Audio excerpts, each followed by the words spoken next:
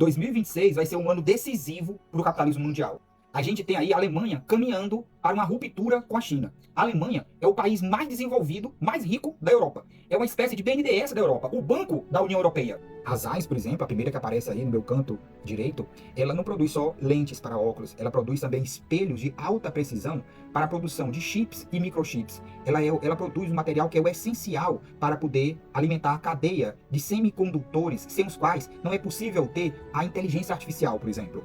Além das Zeiss, vocês estão vendo aí no canto superior esquerdo a Mercedes-Benz. A Mercedes-Benz, então, produz não só veículos comerciais, não só veículos particulares, mas ela também veículos industriais e sistemas automotivos, motores, câmbio. E o principal mercado dela também era a China.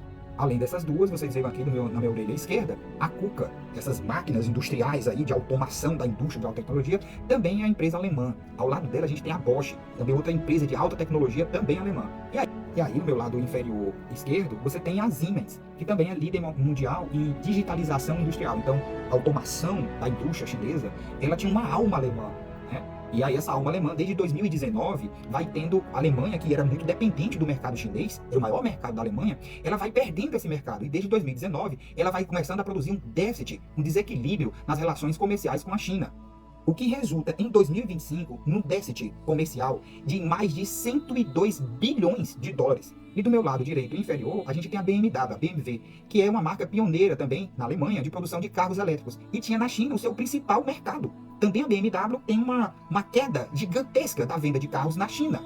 Como a gente pode perceber, há um processo de retração da indústria alemã, de perda de mercado para os produtos alemães, que resulta num desemprego crescente na Alemanha. Lufthansa, dentre outras empresas que nem estão aqui, Lufthansa, essas empresas, elas tiveram demissões, BASF, ela teve demissões em massa de seus trabalhadores dentro da Alemanha. Então esse processo é um processo que impacta na economia alemã, e aí a gente tem a guerra na Ucrânia, que aí além desse processo de retração da indústria alemã, a gente tem um encarecimento da energia que é necessária para fazer funcionar toda a indústria alemã. A gente teve um aumento de mais de 35% dos gastos com a energia, que tornou o produto alemão ainda menos competitivo, porque ele se torna um produto mais caro.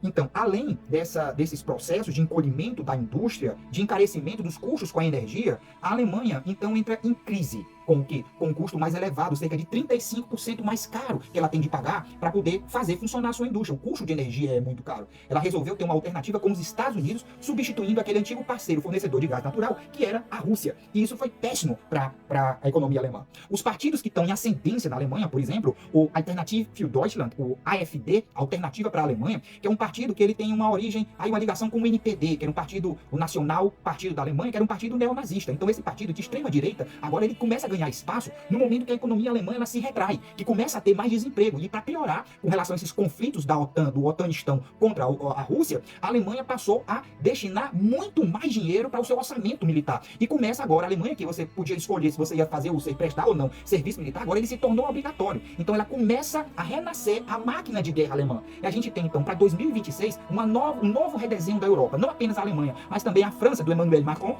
O Macron, depois que a China, com o tarifaço, que acontece, há uma demanda, muitos países procuram uma alternativa das relações comerciais com os Estados Unidos e se aproximam da China. O resultado foi que a China anunciou o seu superávit com a Europa de mais de $1 trilhão. O Macron, de imediato, reagiu, ameaçando criar aquele mesmo processo que o Trump criou, que é o tarifaço, né? Criar um tarifaço para os produtos chineses. A mesma coisa fez a Alemanha, criou uma comissão que é exatamente para tentar estabelecer aí tarifas para os produtos chineses, na tentativa de defender a sua indústria, né? Sobretudo, o carro-chefe da sua produção industrial, que é a indústria automotiva, a indústria automobilística. E para piorar, em 2024 a Alemanha começa a construção da primeira empresa de semicondutores da Europa. O objetivo é produzir semicondutores e chips para a sua indústria automotiva, para concorrer com a China. E ela faz isso em parceria com a empresa holandesa, a NPX, com outra empresa também alemã, a Bosch, que você já conhece, o grupo Bosch, e a empresa Infinio, também alemã, e uma empresa tailandesa, a TSMC. Então, essa parceria, a Alemanha se estreita as relações com Taiwan. Ela rompe com a China, ela vai cada vez mais criando uma relação difícil com a China e se aproximando de Taiwan, que a gente sabe, tem aquela polêmica, né, aquele problema geopolítico ali entre China e Taiwan e a proximidade de Taiwan dos Estados Unidos.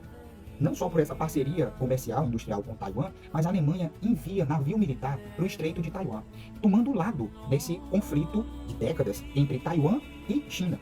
A China reconhece Taiwan como uma província rebelde, mas a China luta por reintegrar Taiwan à China. Uma só China é o lema chinês. Então a gente vai ver aí que o tabuleiro geopolítico está desenhado. A Alemanha se distanciando da China, a Alemanha se aproximando de Taiwan, a Alemanha e a França estudando criar toda uma política anti-dumping, que é essa prática de preços muito irrisórios que destrói a indústria europeia. E aí eu redesenho para a gente começar 2026. Se você gostou dessa e ficou até aqui e gostou desse vídeo, dá um like aí para dar uma força, segue esse perfil e gostaria muito de ouvir os seus comentários. Valeu e feliz 2026!